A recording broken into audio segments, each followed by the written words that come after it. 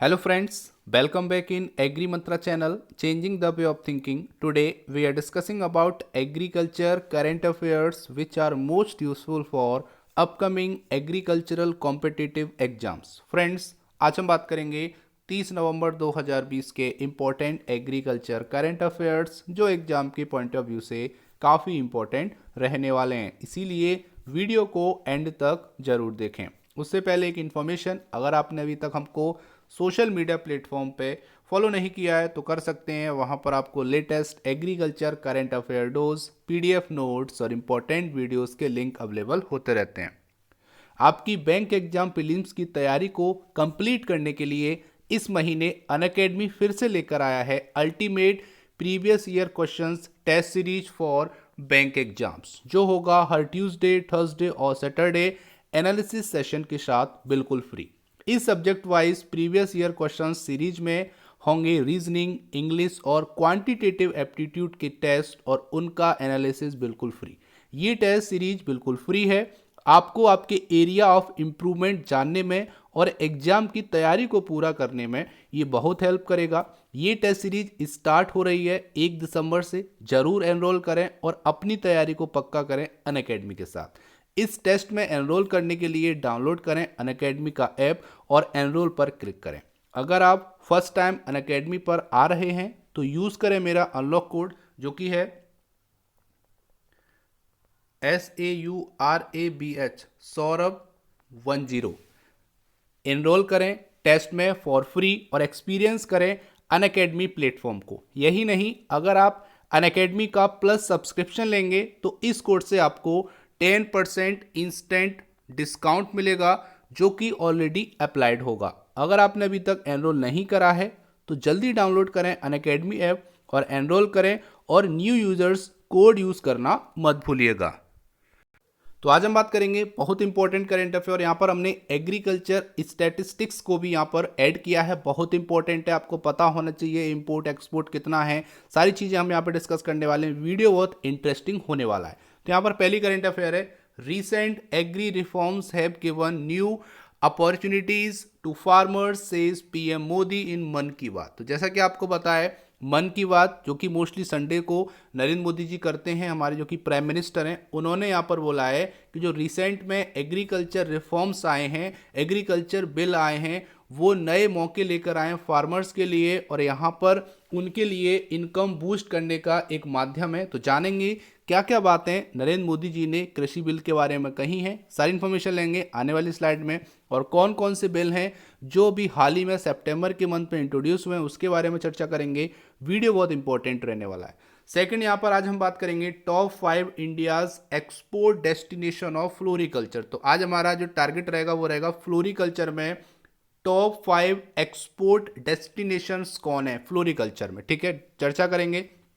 यहाँ पर हम लेकर आए 2019-20 का लेटेस्ट डेटा। तो यहाँ पर एग्जाम में डायरेक्टली क्वेश्चन आता है कि India's export destination of this. तो आज हम बात करेंगे फ्लोरिकल्चर पे, ठीक है। बाकी आगे वीडियोस में फ्रूट्स का, वेजिटेबल्स का, बाकी अदर यहाँ पर कम्योडिटीज़ का भी आएगा, जो कि एग्जाम के पॉइंट ऑफ व्यू से काफ़ी इंपॉर्टेंट है। तो स्टार्ट करते हैं। सबसे पहले बात करेंगे तो यहाँ पर मन की बात में नरेंद्र मोदी जी ने बोला है कि जो एग्रीकल्चर रिफॉर्म्स हैं ये यहाँ पर न्यू अपॉर्चुनिटीज़ लेकर आए फार्मर्स के लिए। जानेंगे क्या क्या उन्होंने बोला है।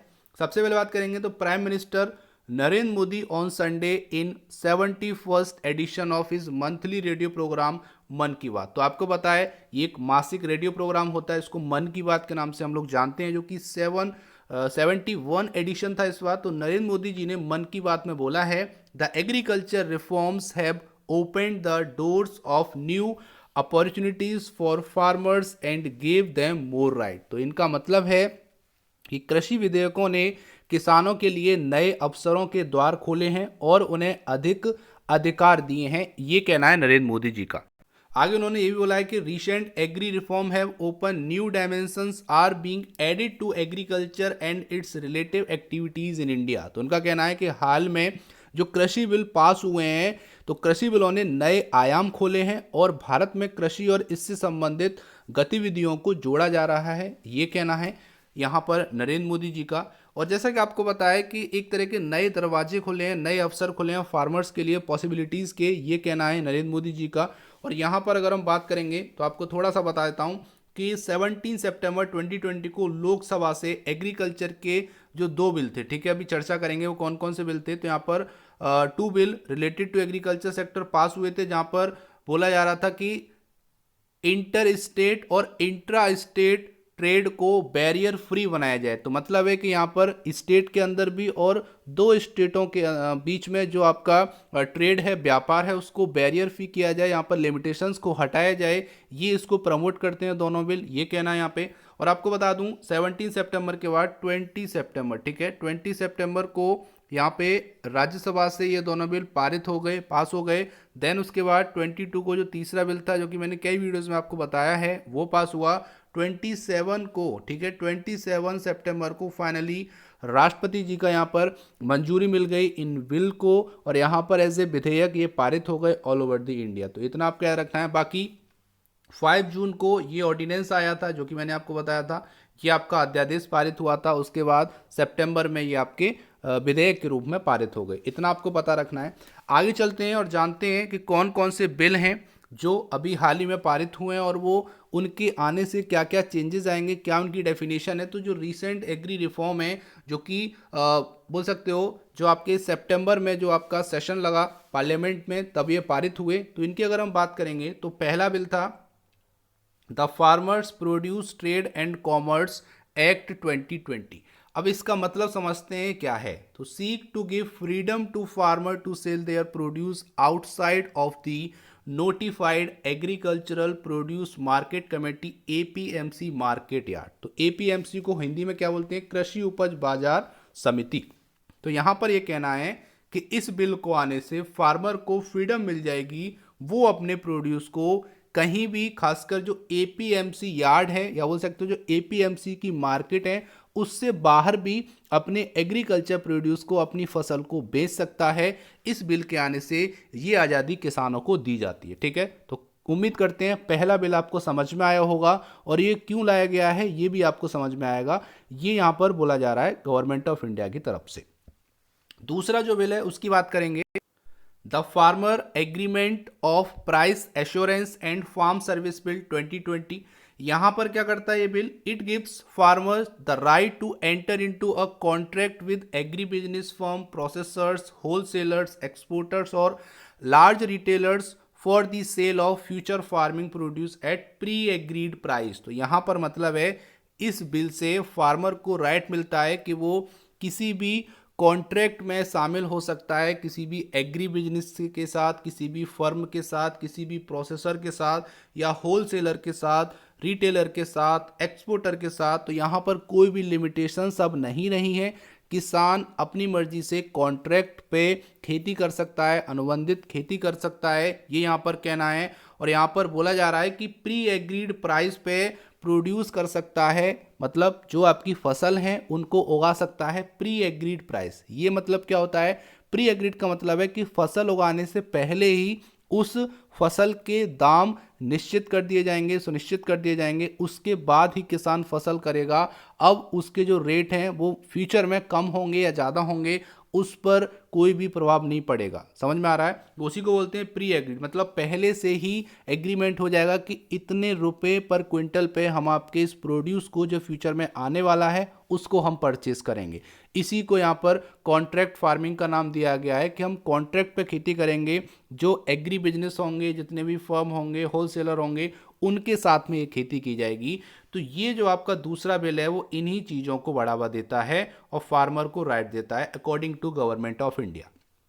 थर्ड और इंपॉर्टेंट जो बिल है वो है आपका the essential commodity amendment act 2020, जो कि एक अमेंडमेंट है, संशोधन है। यहाँ पर अगर हम बात करेंगे तो यहाँ पर बोला जा रहा है is mean to remove commodities like cereals, pulses, oilseed, onion and potato from the list of essential commodity। तो इसका मतलब है इस संशोधन से यहाँ पे कुछ इंपॉर्टेंट आपकी कमोडिटीज थी जो कि पहले असेंशियल कमोडिटी लिस्ट में आती थी, उनको बाहर कर दिया गया। कौन कौन से सामान हैं, जिसमें आपका सीरियल है, पल्सेस है, ऑयल सीड है, अनियन है और पोटैटो है। इन 5 असेंशियल कमोडिटीज को उस लिस्ट से बाहर कर दिया गया है, जिसको असेंशियल कमोडिटी लिस्ट बोलते हैं। अब बाहर करने से क्या होगा ये समझते हैं। पहले क्या था, अगर ये कोई भी सामान है वो अगर एसेंशियल कमोडिटी लिस्ट में, तो उसका सप्लाई डिमांड ये सारी चीज़ें मैनेज करती है गवर्नमेंट ऑफ इंडिया। ठीक है, अब क्या होगा, इस लिस्ट से बाहर जाने पे इसकी सप्लाई और डिमांड पे गवर्नमेंट ऑफ इंडिया का कोई भी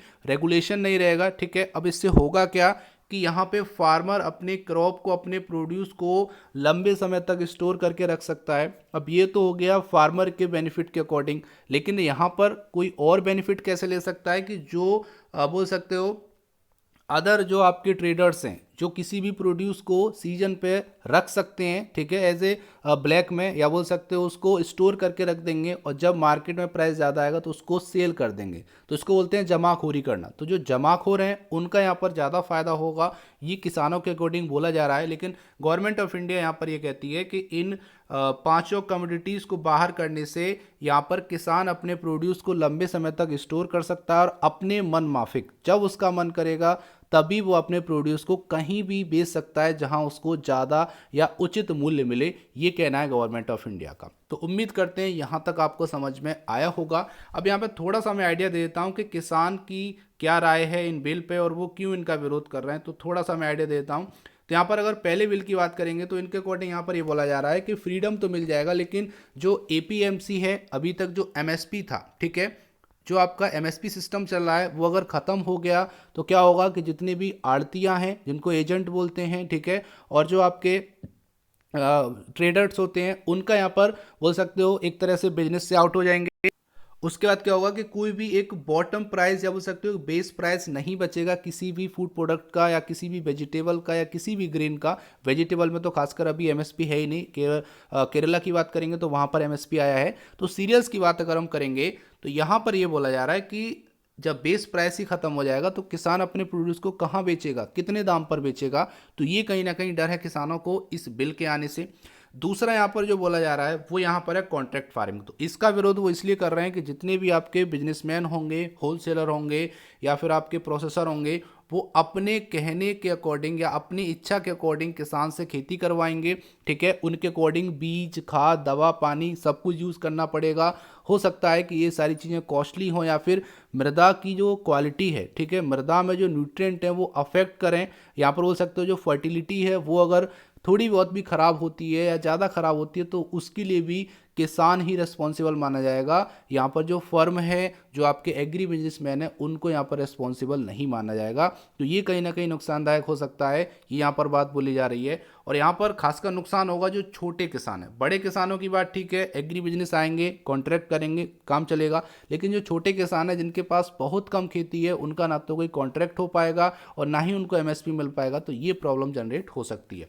तीसरा यहाँ पर अब क्या होगा, इस अमेंडमेंट के आने से क्या होगा कि जितने भी आपके असेंशियल प्रोडक्ट थे जिनको अभी बाहर किया गया है, खासकर इन 5 प्रोडक्ट की हम बात करेंगे, इनके बाहर होने से इनकी सप्लाई और डिमांड पे कोई भी रेगुलेशन गवर्नमेंट ऑफ इंडिया का नहीं रहेगा। तो जो जमाखोर हैं वो इन प्रोडक्ट को स्टोर कर लेंगे। ठीक है, अब क्या है कि ये जो प्रोडक्ट हैं वो ऐसे प्रोडक्ट हैं जो कि मार्केट में बहुत ज़्यादा डिमांड रहती है, जो कि प्राइमरी प्रोडक्ट है किसी के लिए भी, चाहे वो गरीब हो, चाहे किसान हो या अमीर हो। तो इन प्रोडक्ट को कोई भी जमाखोर जमा कर लेगा और अपने मन के अकॉर्डिंग, अपने मार्केट प्राइस के अकॉर्डिंग उनको सेल करेगा। तो ये कहीं ना कहीं जमाखोरों के लिए फ़ायदा रहेगा, लेकिन बाकी आम लोगों के लिए और किसान लोगों के लिए नुकसानदायक रहेगा। तो ये कहीं ना कहीं विरोध कर रहे हैं किसान इन तीनों बिल्स पे, जहाँ पे गवर्नमेंट ऑफ इंडिया और जो आपके किसान यूनियन है उनकी यहाँ पर 3 दिसंबर को, ठीक है, 3 दिसंबर को एक मीटिंग होनी है, जो कि मैंने यहाँ पे लिखा भी है, आप यहाँ पे देख सकते हैं।